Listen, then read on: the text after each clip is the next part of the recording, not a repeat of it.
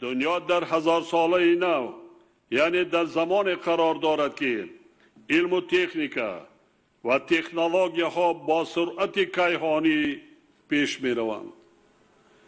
در چنین دورانی رشد و ترقیات ضرور است که برای تامین نمودن رشد دولت و آبادی کشور متخصصان و کادرهای زمان نو،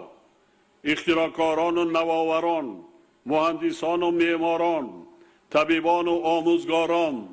و متخصصان صدها بخش و ساحه‌های دیگر آماده کرده شوند.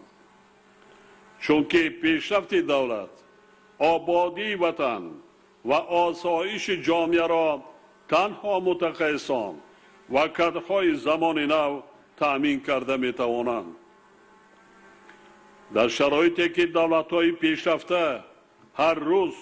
به کشفیات و اختراعات نو موفق می شوند، کشورهای ما تا کی دستیگر دیگران یعنی دولت‌های پیشرفته باشند